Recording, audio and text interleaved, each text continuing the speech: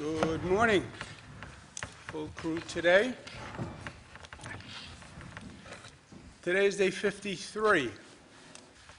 It's important just to get a sense of bearings. 53 days since we closed down New York, since 53 days since this nightmare happened. It's such a disorienting period. 53 days. Is it a long time or is it a short time? Well, if you look back, compared to what other generations have gone through, other periods of crisis in this country, 53 days is nothing. We've dealt with really intense, terrible situations for a long time in the past, but it feels very long, and it's very stressful. And that's across the board. You know, you have families that haven't had a paycheck come in a couple of months, and meanwhile the bills keep coming in. That's tremendous economic anxiety and insecurity, and by the way, it's exactly right. When do I go back to work? When do I get another paycheck?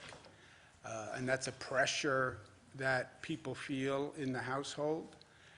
Even the good part of it, well, my family's together. I have all my 3 girls, in my case, with me, and that's nice, and that's good news. But you put even the family together, and you lock them up, cabin fever, and everybody has their own stress that they're dealing with, and everyone's trying to figure out their life, and they're all together in this intense period.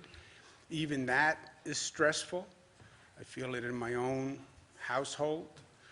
My daughters are getting tired of my jokes.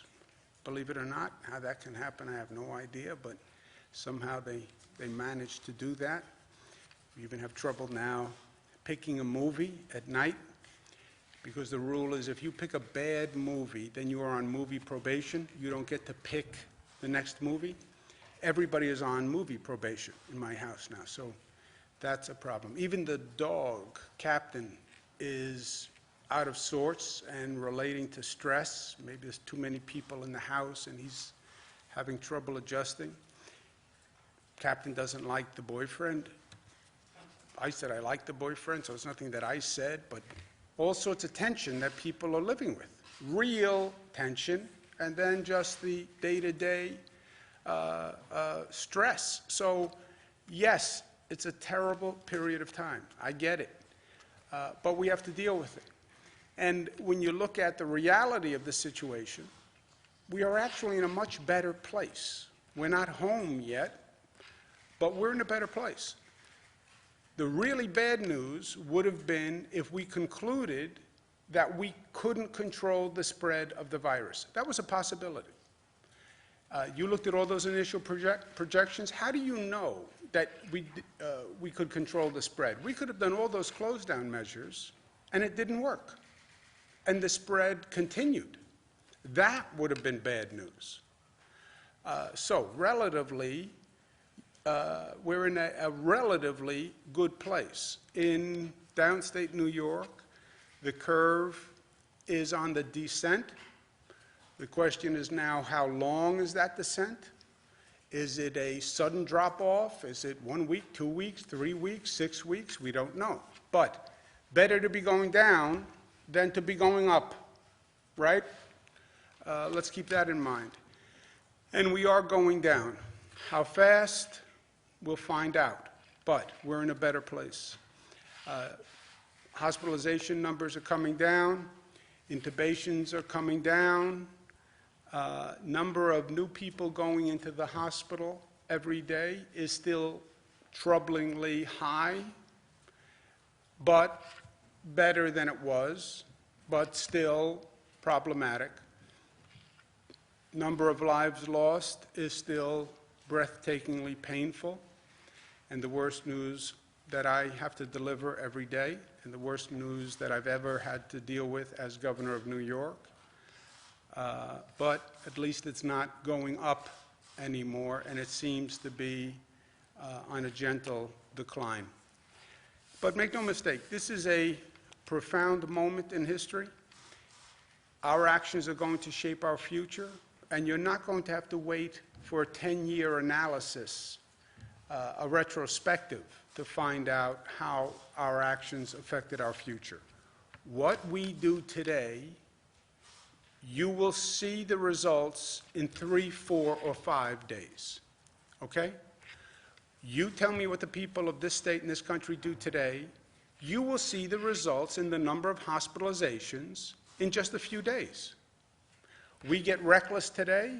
There are a lot of contacts today, unprotected contacts today. You'll see that hospitalization rate go up 3, 4, 5 days from today. It is that simple. And it's that pressing that every decision we make is going to affect how we come out of this, how fast we come out of this.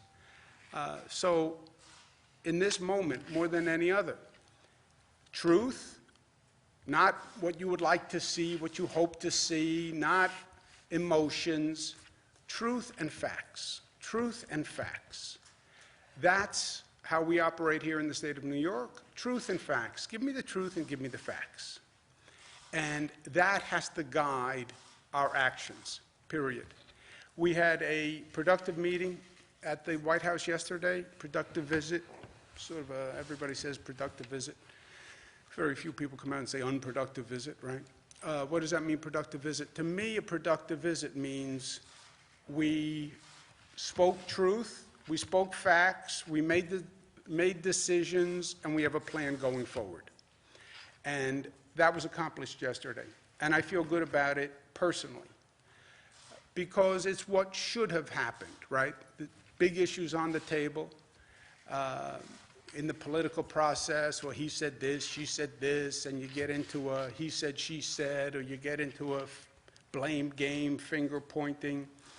But the meeting was very productive. And by the way, these are people in the White House who politically don't like me. You know, that's the fact, right? You see the president's tweets. He's often tweeted very unkind things about me and my brother. Politically, he does not. We've had conflicts back and forth. But we sat with him, we sat with this team, and that was put aside. Because who really cares how I feel or how he feels? Who cares? Get the job done.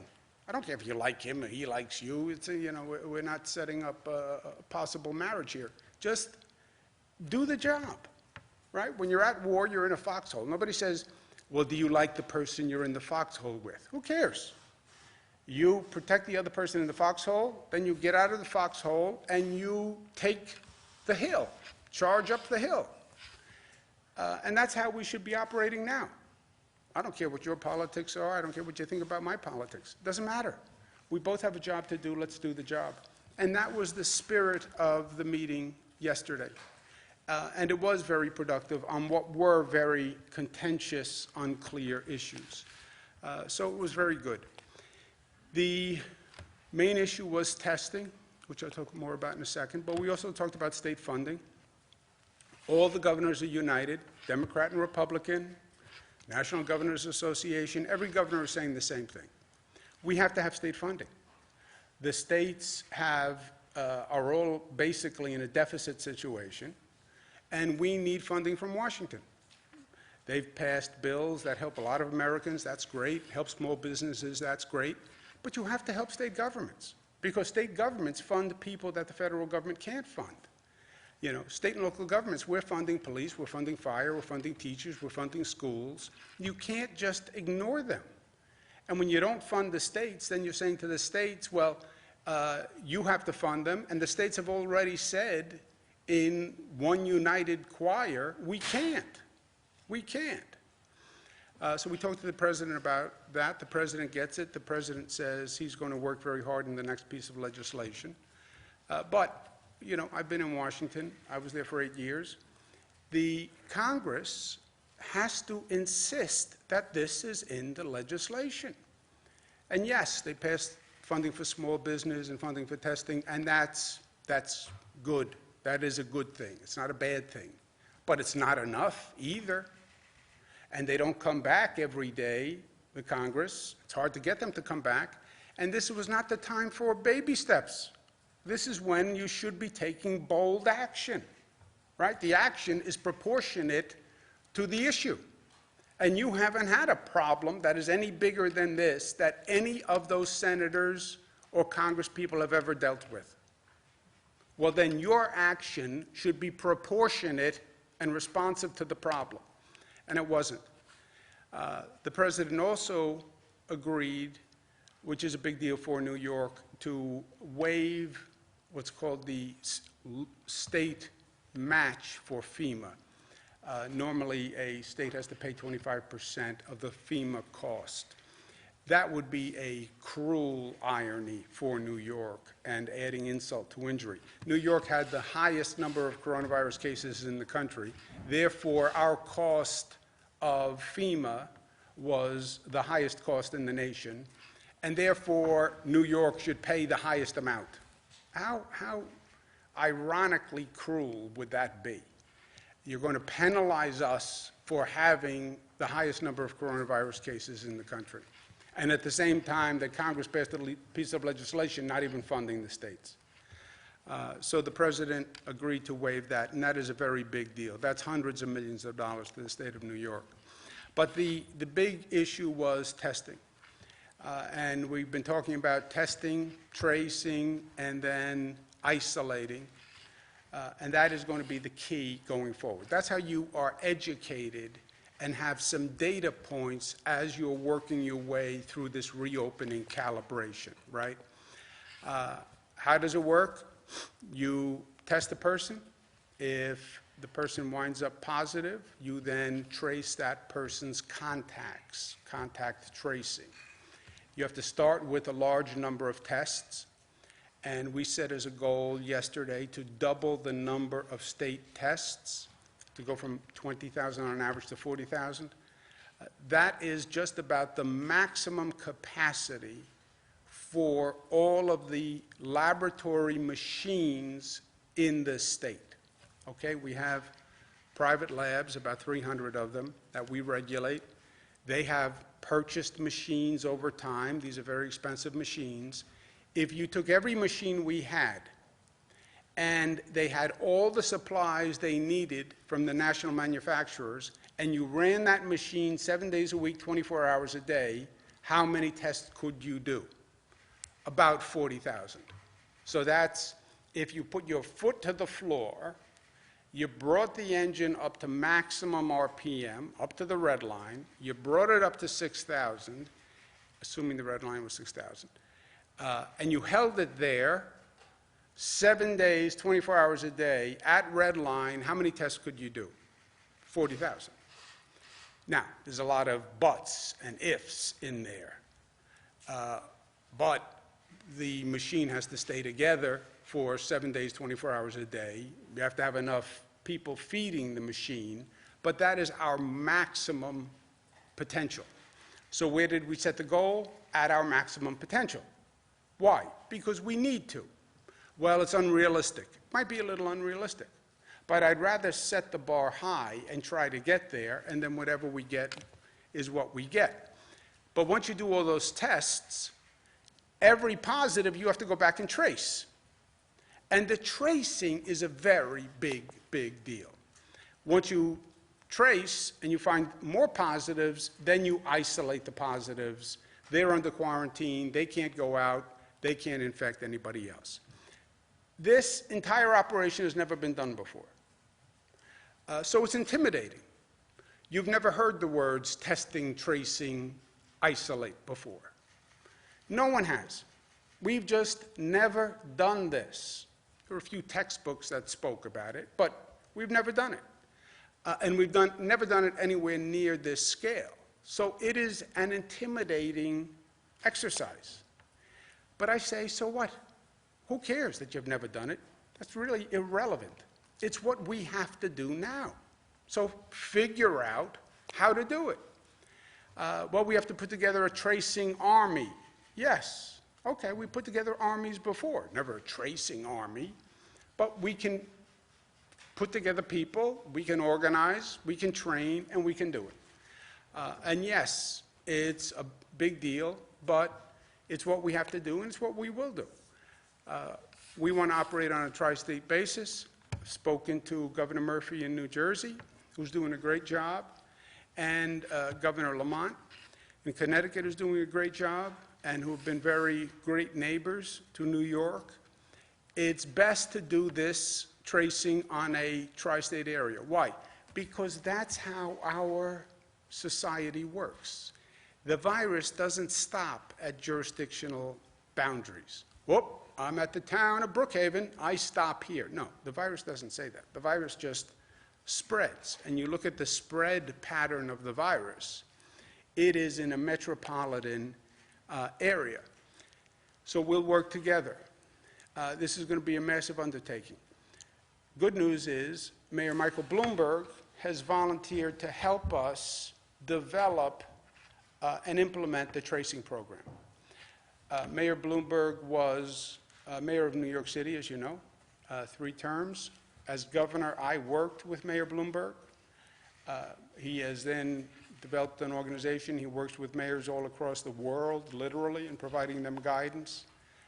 He has tremendous insight, both governmentally and from a private sector business perspective in this. Remember, his company, Bloomberg, they went through the China close down, open up. They went through the European close down, open up. So he's had quite a bit of experience in this area. It's a very big undertaking, and we thank him very much for taking it on, because it is going to require a lot of attention, a lot of insight, a lot of experience, and a lot of resources. We're also going to be partnering with Johns Hopkins and Vital Strategies in putting together that tracing operation. It'll be coordinated tri-state and downstate. Why downstate? Because, again, downstate operates as one area. About 25%, 30% of the workforce that goes into New York City comes from outside of New York City. I have a house in Westchester. I work in New York City. Who's supposed to trace me? Westchester or New York City? If I turn up positive, yeah, my residence is in Westchester County. But I work in New York City, and I would have contacted many more people in New York City than I did in Westchester. Because that's where, if I work in New York City, that's where I'm contacting people. I live in Suffolk, but I work in New York City. I'm a police officer who has a house in Rockland, but I work in New York City. I'm a firefighter who lives in Rockland or Orange, but I work in New York City. I live in New Jersey, but I work in the city. I live in the city, but I work in Connecticut, right? So all those interconnections, if you're going to do these tracing operations, you can't do it within just your own county, because you'll quickly run into people who are cross-jurisdictional. So understand that going in. Blur the governmental jurisdictions because they don't really make sense. Put everybody together, work together. Harder done than said, but 100% right. There's no doubt about that. We're going to take the initial tracers that people have now. The state has about 225 today. Rockland is 40, Westchester is 50, Nassau 60, New York City 200. They're going to work together. Mayor Bloomberg is going to start with that core, but we have to build on that because we will literally need thousands. SUNY and CUNY have 35,000 medical students that we're going to draw from, but we have to put together a significant operation because the numbers get very big very quickly here. Today is also the 50th anniversary of Earth Day. When you look at many of the numbers that we're finding, and you look at the disparity between the African American community, Latino community that has a higher rate of infection than people in the white community, you start to ask why, and you start to study those health disparities. You also find that in those areas where the coronavirus infection rate is higher, they tend to be minority areas, and by the way, those minority areas tend to be the places where we cited plants that pollute the asthma rates, respiratory illnesses are 3 times higher among people in the African American community. 3 times the asthma rate, the respiratory illness rate. They're getting more coronavirus. They're a higher percentage of essential workers. You see how these 2 factors come together and make a bad situation worse. Let's learn from that. It's one of the lessons that we have to learn, and we have to go forward, and we will. The positive message is, look how well we do when we actually focus, and we make a decision, and we say we have to do this. If you had told me 2 months ago that I would be able to stand up before the people of the state and say, by the way, we have to close down everything, businesses close, everything closes, everybody go into the home, close the door, lock it, don't come out, I would have said, it's not going to work. It's not going to work. You're not going to get 19 million New Yorkers who are just a defiant group of people, question everything. They're not going to do it. Well, maybe if you give them all the facts and they understand, then they'll do it. And we did. Look at the potential. Look at the possibility of what you can actually do. Well, then can you really make a real difference on these issues that we've been fighting for decades, but we haven't really made the progress we need to? Climate change, the environment. Yes, you can. Last point. My phone is ringing. I'm talking to many local officials. They feel political pressure to open. I understand. I said yesterday that we're going to make decisions based on a regional basis, because just as the nation has different states in different positions, New York State has different regions in different positions. North Country has one set of facts. This is about truth and facts. North Country has one set of facts. Western New York has a different set of facts. Capital District has a different set of facts. Make decisions based on the facts, and the facts are different than downstate New York in many areas. Also, make them on the facts and realize the consequence of what you could do, opening one region but not other regions, and how you could flood that one region and give them a host of problems they never anticipated. But make the decision on the facts. I get it. Don't make the decision based on political pressure. I'm not going to do that. I am not going to do that. This is a profound moment.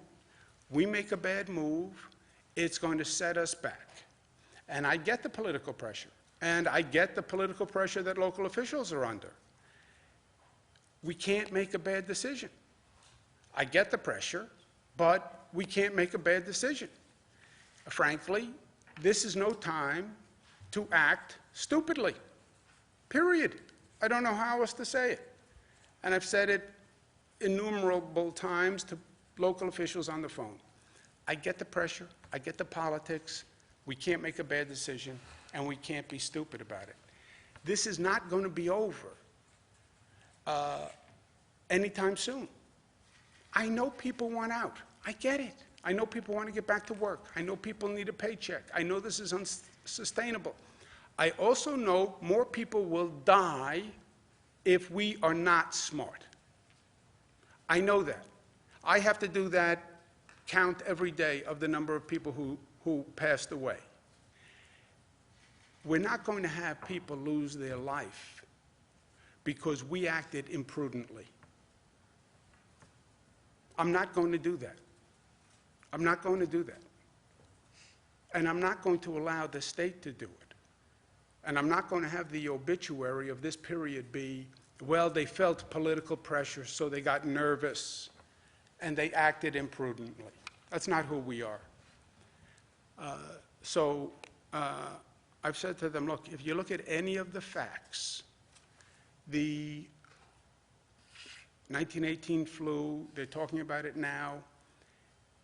There can be waves to this, right? You walk out into the ocean, you get hit with that first wave. Oh, great, I'm done. The wave hit me, I'm still standing. Beware, because there can be a second wave, or there could be a third wave. So don't be cocky just because you got hit by a wave and it didn't knock you off your feet. There can be a second wave. And if you're not ready for the second wave, that's the wave that's going to knock you down because you're not ready for it.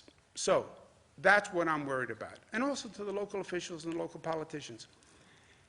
I have no problem with them blaming me. It's a very simple answer. Say to everyone, whatever they say, I agree with you. It's the governor. Because, by the way, it is the governor. It is. These are state laws that are in effect. The local official can't do anything about them anyway, because they can't contradict the state law. So it's true.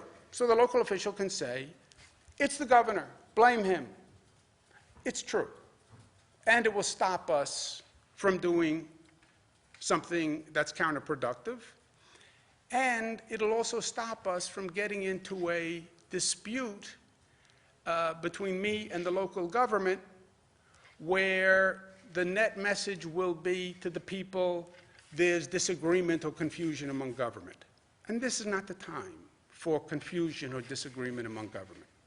So the state laws govern. I get the local political pressure. Blame the governor. It's the truth. And the state laws can't the local laws can't counteract state laws anyway. And to this political pressure, this is a quote that I think people should take to heart. When the freedom they wished for most was freedom from responsibility, then they ceased to be free. Edith Hamilton, originally Edward Gibbon in The History of the Decline and Fall of the Roman Empire. When the freedom they wished for most was freedom from responsibility, then they ceased to be free. We have a responsibility today to ourselves and to others. There is a codependency and a mutuality among people in society that is more clear and distinct than we have ever seen it. You sneeze, I get sick. You sneeze, I get sick. It is that close a connection. You have a responsibility to act prudently vis-a-vis other people. Because you're not just putting your own life at risk. You're risking my life and my children's life and my parents' life, and you don't have that right. You have to act responsibly. And to advocate for total irresponsibility, let's all be irresponsible. No, not here, not now. Any questions? Governor, what is Michael Bloomberg going to be doing? Can you talk about how that's going to dovetail with what the city announced today? Let's try another new first and the new normal. We don't need to speak over each other. I will answer your question, so let each person ask a question, and then we'll go on to the next. Governor, talk to me specifically. Is Michael Bloomberg provided funding? Are you giving him the power to hire people? And Mayor de Blasio this morning talked about the city launching its own effort to do tracing and testing. How will the two things overlap? They will all be coordinated. City's effort will be coordinated. Nassau's effort, Suffolk's effort, Westchester's effort. They will be hiring people independently. You have city employees that chart with the number of employees. Those will be Westchester employees, state employees, city employees. But it all has to be coordinated. There is no tracing that can work within one jurisdiction. So Michael Bloomberg is leading some let me just finish. Coordinating council? Yeah, let me just finish. You cannot trace someone within the boundaries of New York City, because once the person goes outside of New York City, well, now that would be a Westchester person, right? I live in Westchester, take me. I lived in Westchester. I worked in New York City. New York City is going to trace me? How? I'm in Westchester. That's a different county. You can't trace me. Well, we'll go trace people in Westchester. Oh, no, no. Then Westchester is going to say, that's my resident. Don't come in here and trace my resident. All right, let's forget the jurisdictional fight and the political local fight. We'll coordinate everyone. This is a monumental undertaking. Who's going to do it? We're all going to do it. City, state, Nassau, Suffolk, Jersey, Connecticut. Okay, how do we do it? I don't know. We've never done it before. Michael Bloomberg will design the program, design the training. He's going to make a financial contribution also, put together an organization that can help hire the people, because we have to expand this number tenfold, and get this all done like this. This has to happen. You don't have months to plan and do this. You have weeks to get this up and running.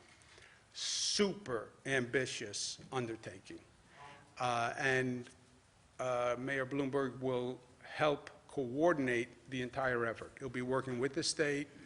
I'm working with the city and the Nassau and Suffolk and Jersey and Connecticut. How much money is he giving?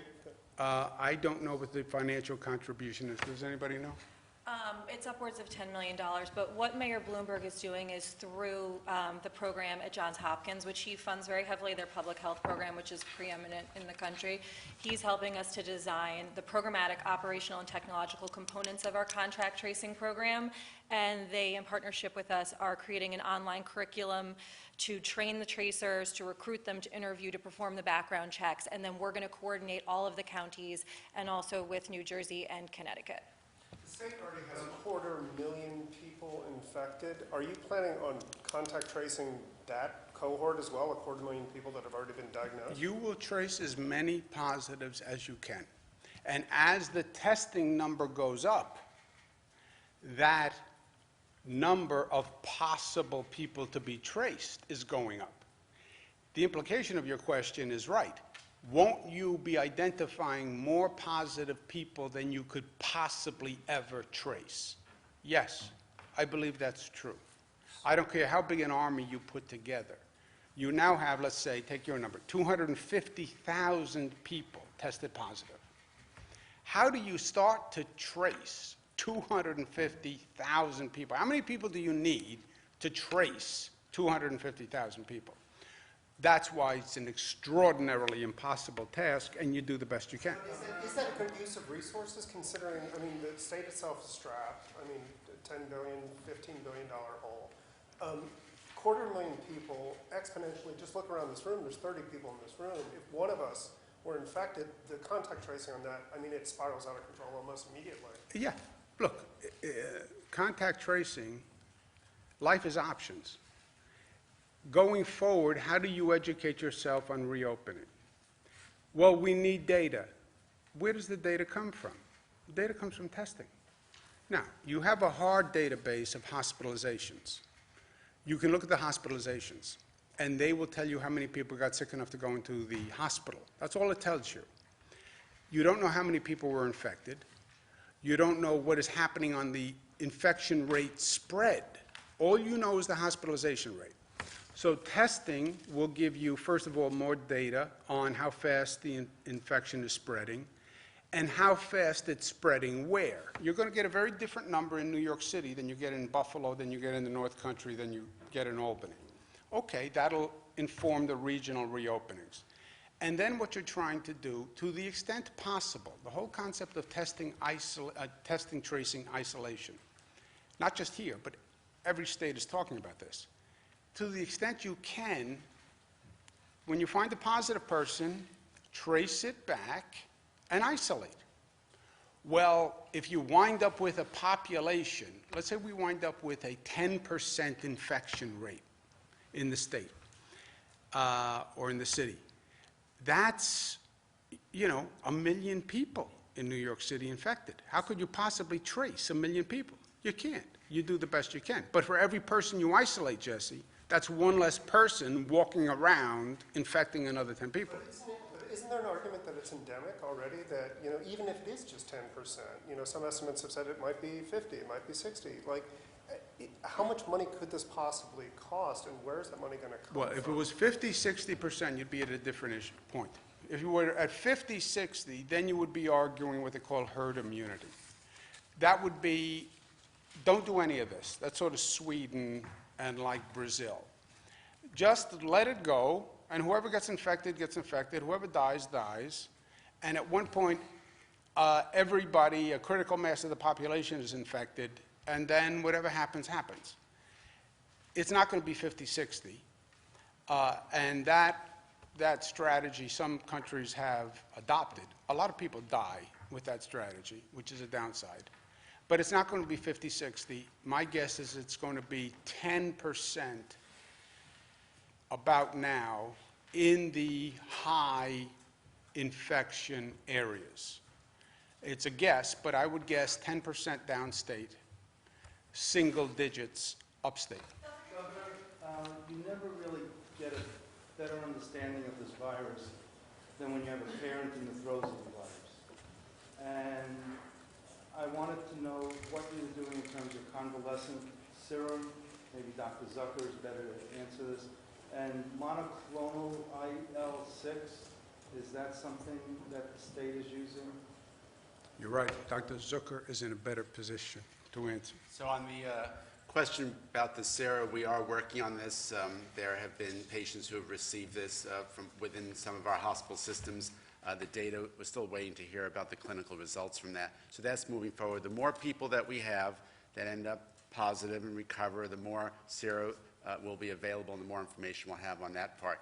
On the monoclonal antibodies, so this Regeneron Corporation here in New York State has been looking at this issue, and we've been speaking with them. There is data to suggest that the use of monoclonal antibodies may be beneficial based on how the monoclonal antibodies have been used for other conditions where they end up with the same kind of response, where the what's called cytokine storm, where their lungs are damaged as a result of infection. So there may be a relationship here, and we're working closely with them on that. Personal experience, the oxygenation level went from the low 70s one day and overnight to the mid-90s. I mean, it was a dramatic turn of events. And that was part of that's Monoclonal. right. The monoclonal antibodies. That's So, and it's not in this state, so I just want you to know I'm not saying anything that's. But you've shared a lot, Governor, so I thought I'd share also. Thank you very much. But I wanted to let you know that, is there a shortage of this monoclonal IL-6? Is this something that still has to be developed? Is it readily available? Well, the IL-6 receptor antibodies, there's two different companies that have been working on it, and that has been given to patients across the state who have this already. And the monoclonal antibody, there's a specific therapy for that that's also not really experimental, but has been provided to those who are ill. Upstate tracing, are you interested at all in moving that upstate to also do tracing? And also you said there was going to be an announcement with nursing home inspections possibly today? Yes, we're going to make the nursing home announcement tomorrow. It's in the works, though. We wanted to talk about this today. What was the first part of your... tracing is going to be done statewide, and testing has to be done statewide. Testing does two things for you, remember. The rate of viral infection spread, so you have a calibration on the reopening. And second, on the antibody testing, one of the upsides is you find people who have the antibodies so they can contribute for the convalescent plasma by donating their blood. Joseph?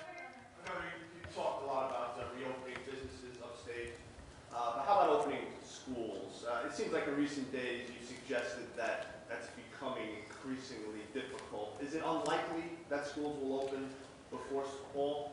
When you say, my opinion, when you say you're not going to open schools, you may as well say you're not going to open businesses, because the two are connected. I don't know how you really open businesses without opening schools. You want me to go to work? Hallelujah. What do I do with my kids? So the two, to me, are very connected. The school year is up in June. To say we're not going to open businesses until June, I'm not there yet. I don't think people are there yet. This is a situation that changes week to week. So let's get the information week to week. Let's get the data, and then we'll make a determination. Plus, we're trying to coordinate with Jersey, Connecticut, other states. So let's get the data. In the meantime, schools will not open until we say schools will open, statewide. Period. New paragraph. Opening schools is very difficult. I would not open a school unless we knew that the schools were disinfected, that they had a protocol going forward to disinfect the schools, that they had a protocol where there was going to be a certain amount of social distancing and protective personal behavior in the school. That is a very, very big undertaking, Joe. When you think about schools from a regional basis, can you do that regionally as well? You open some schools in some parts of the state where the infection rates are lower? I mean, have you looked at Theoretically, could you? Yes. Could you say North Country schools are going to open with all those provisos? Yes, you could say that. You could say you can open North Country schools having nothing to do with Nassau schools and Westchester schools. Yes, they're totally disconnected, and you could argue that you could make those as isolated decisions. So that would be part of this whole Yes. reopening business? Yes, sir. schools part? Yeah, because once you say we're moving towards reopening, one of the first integral pieces is business and school, and then transportation, right? You need those three gears to turn at the same time. You can't turn the business gear, which is intermeshed with the school gear, which is intermeshed with the public transportation gear. You turn one gear, you have to turn all three gears. Karen? Any update on the antibody testing that was taking place at grocery stores? Few days. How do you know it was taking place at grocery stores? Did they ask you? I can't tell if you're smiling behind the mask. This is a temptation to go, well, you didn't get one, but, yeah, so it's going to be a few days. How's the Yeah. process, what is an update on it? It's going very well. We're taking surveys, random surveys all across the state, literally grocery stores, street corners, just to get random samples of people to take an antibody test. It's going to be the largest study done in the country to find out how many people have been infected. Jesse said maybe 50, 60% of the population, that would take you to one place. If it's 5, 10%, it would take you to another place. What is it? What percent of the population has been infected? Nobody knows. Nobody knows. I think this, I think this, I think this. Yeah, it's nice what you think. What's the fact? Nobody knows the fact. Bernadette? Governor, what is the state doing, though, to help nursing homes comply with that executive order saying that patients cannot be denied readmission or admission to nursing homes? Because I've spoken to several different sources in that field who have said it's difficult to keep staffing levels high and then also separate the COVID from the non-COVID patients. So what is the state doing to assist with those facilities, and then also Plan B if these facilities don't have enough space to separate those patients? You want to answer that, Doctor? So, two parts to that. One is the issue of what we're doing. As I mentioned once before, we are working very closely with the leadership of the nursing homes, both to get more staff to help them out. Obviously, the suppliers will be working very hard on that. We're also looking at how they could help cohort patients a little bit better so that those who are positive are cohorted within the nursing home to address that. And the second part, your second. What happens if they can't? What if the space doesn't allow? Is there a Plan B, another space? Can they be moved somewhere else? We're looking at that as well. You have to remember that one of the challenges a little bit with nursing home patients, those who are really elderly, you take them out of their environment, it's very disruptive. So we're trying to work to balance both maintain the environment that they're comfortable with, but also provide their safety from the standpoint of public health and just general safety. Yeah, but Are there Bernadette, penalties? let's just flip the equation for a second, okay? The state doesn't run a nursing home. Your questions sound like the state runs the nursing home. The state does not run the nursing home. It is run by a private corporation. The Acme Corporation said, you should bring your mother to the Acme Corporation. It's the best nursing home in the world. And they get paid for that service.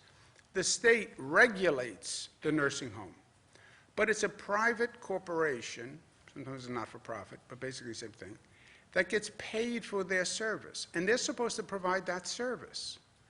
That's what they do. They take care of senior people, people with illnesses, et cetera. That's what they get paid to do. We set a regulatory framework for them to do it. If they can't do it, they should say, I can't do it. I can't take care of your mother. don't pay me, I can't take care of your mother. I don't have the space, I don't have the staff, I can't take care of your mother. And then we'll help you find another facility for your mother, because there are a lot of beds in nursing homes, so we could find another nursing home for you. But they have to do the job they're getting paid to do. And if they're not doing the job they're getting paid to do, and they're violating state regulations, then that's a different issue. Then they should lose their license. That's how this relationship works. The state is not going to come in and do their job for them. That would be a state-run facility. That's a prison. That's, a different situation where we run the facility. We don't run these facilities. Right, but the state's saying that these nursing homes that, as you said, are private, have to take back these COVID patients. So that's a state mandate. How do you Well, rectify those it's two? their patient. It's their patient. And their patient that they're getting paid to take care of now contracts the COVID virus.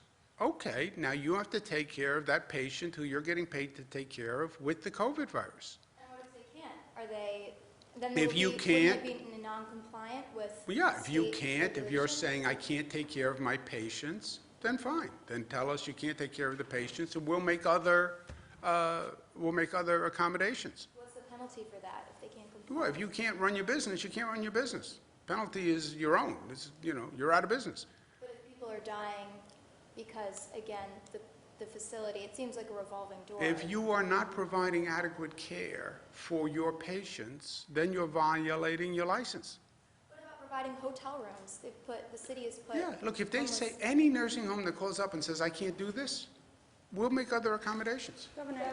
We'll get there, Go ahead. Do you have a timeline on when this contact tracing will be fully operational, and any update on the timeline for the 40,000 tests and when you'll meet that goal as well? No timeline on either. The tracing will start, it's actually starting now, but it has to be brought to a level that nobody even imagined before. So that's going to be an iterative, incremental process, right? You're starting now with what you have. We have about 500 tracers now. But build on that, hire more staff, more training. How do you do this cross-jurisdictional tracing, which doesn't happen now? The tracers have been in the old framework of, I do my city, I do my county. So this is going to be all new, and we'll be ramping up. So tracing is going on. Tracing will be ramping up incrementally going forward. When do you stop ramping up? Maybe never.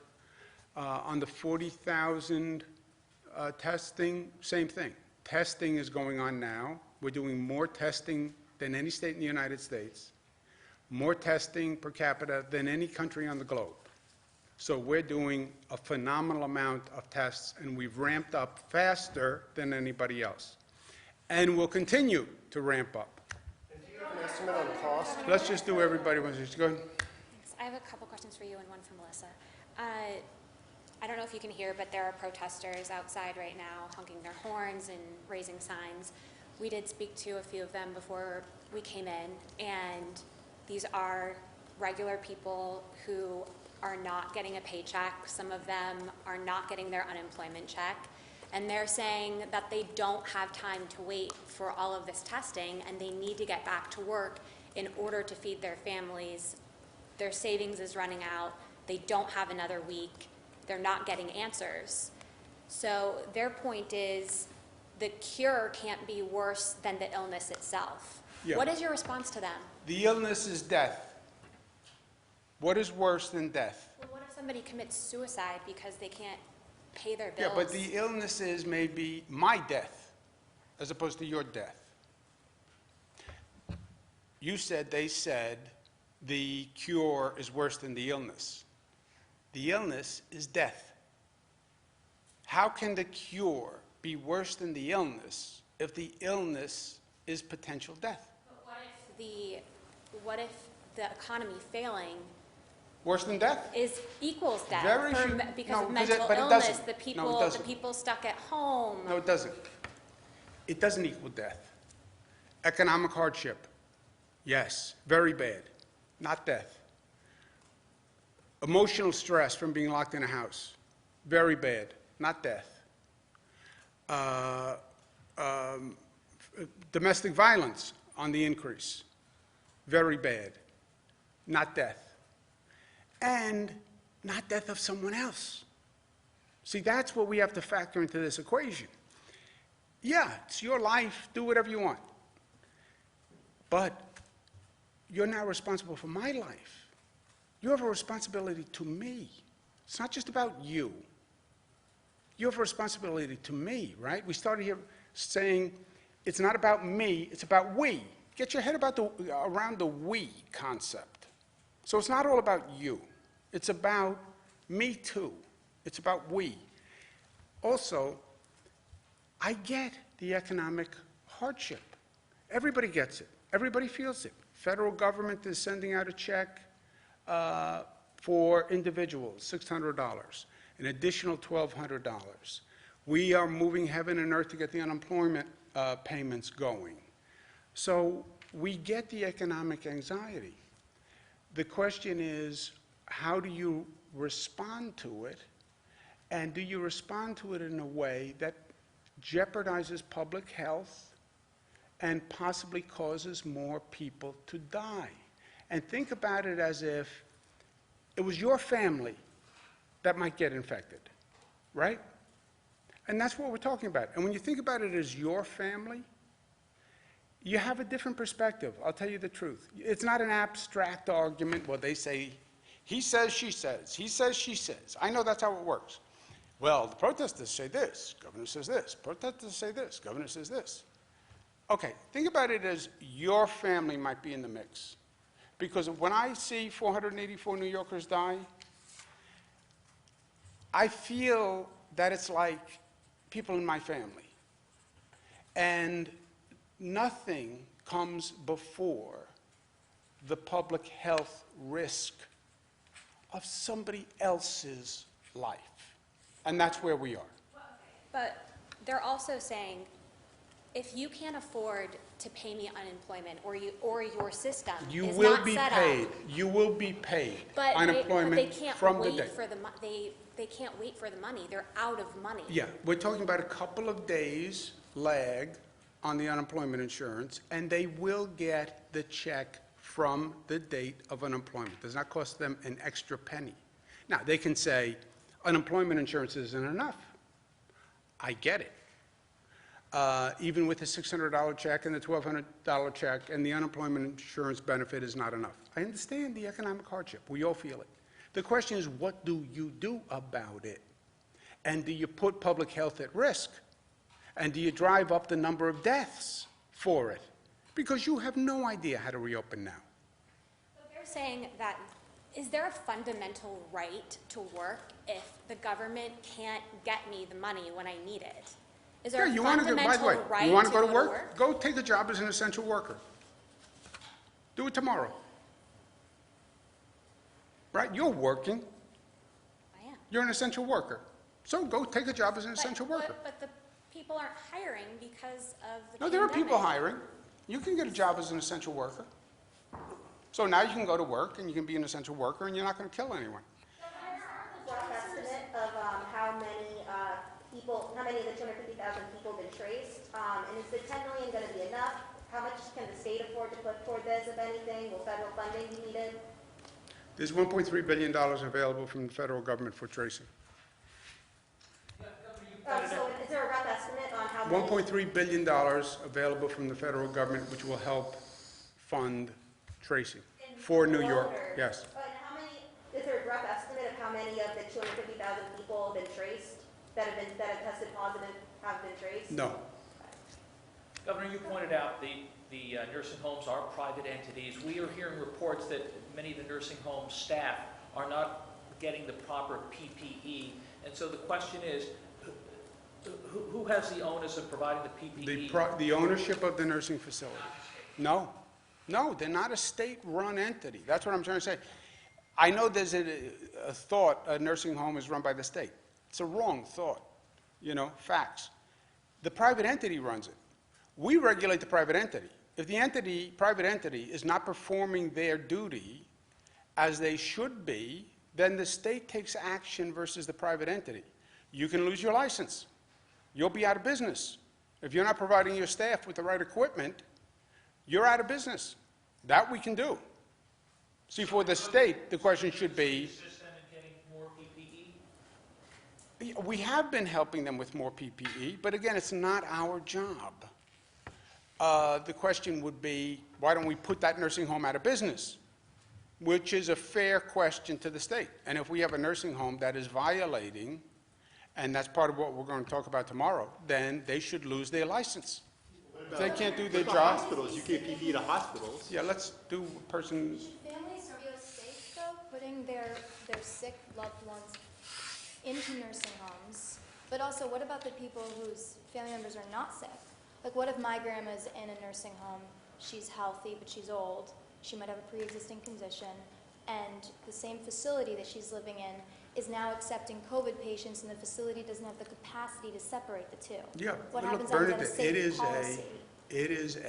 there is no state policy on, yeah, but if the question is, should I put my mother in a nursing home? Anyone who has read any of the facts or any newspaper article has to appreciate that this virus attacks people in nursing homes. It is ground zero. Our introduction was in Seattle, in a nursing home. The nursing homes are the top location where this predator feeds. It puts together vulnerable people in one location, right? When the lion is going across the plain looking for prey, here's the prey, vulnerable people in one place under one roof. That's where the predator will attack and has attacked and will continue to attack. And the predator is insidious and very good at what it does. And we've tried everything to keep it out of a nursing home, but it's virtually impossible. I believe we can reduce the rate of infection in nursing homes. But once it gets in, it is vicious. That is a fact. So if somebody says to me, should I put my mother in a nursing home now? Now is not the best time to put your mother in a nursing home. That is a fact. Let's answer someone who hasn't asked before. Go ahead. Take one more. All government employees, and how many would you like to see in upstate New York? What, departments do they work through? The department? We're going to have to hire many, many more tracers. The capacity is going to have to expand. It will be concentrated downstate because that's where the concentration of cases are. But it will also be employed in upstate New York. Will be a statewide, again, coordinated on a tri-state basis. But it will be proportionate to where the cases are. And when we see a cluster and an outbreak, quote-unquote hot spot, then one of the strategies is send testers, tracers, isolate. That's how you reduce the spread in that hot spot. Let's do one more, somebody who hasn't asked one. Nursing homes that are having issues gathering PPEs, it's also volunteer firefighters, some EMTs. Is there some sort of stockpile that the state can draw from? Whatever we have, we distribute. And then we ask the federal government for assistance. They've been sending us what they have and what they can get. But one of the lessons learned from this is, as soon as we get our head above water, this is madness that we have to buy gowns and masks from China. And we're wholly dependent on China for masks, gowns, gloves, ventilators. Everything came back to China. That all has to change. And look, it's an opportunity for this state, other states too, but we have to be able to make this equipment right here and be able to turn up the volume when something like this happens. It's been right across the board. We can't get masks, can't get gowns, can't get ventilators, vials, reagents. The entire supply chain has to be brought back to this country, period. I meant you in the back, I'm sorry.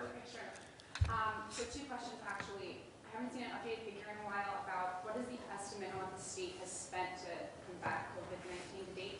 Also wanted to know about antibody testing. Are there people who are being tested since they're asymptomatic, so many asymptomatic people, are they being given an antibody test? How is that working? Do we antibody test asymptomatic people? Yes. It's a random sample, I'm sorry. I should have known that answer. It doesn't do symptomatic, asymptomatic. If Karen was in a grocery store and anybody who walks up to the counter, they will test. So it's not symptomatic, asymptomatic. It's If they were symptomatic, you wouldn't be given the antibody test at that point, right? Oh, if you were symptomatic, you don't get the antibody test. Regular test. Cost of what? To date, like updated to date what the state has spent to combat that? What's the updated spend to date on COVID? It's approximately $2.8 billion. About half of that is in New York City. And what do you estimate the tracing program will cost? I don't know. Tens Or of whatever. millions? I don't know. The federal government has provided money in this past budget, but whatever it costs, you know.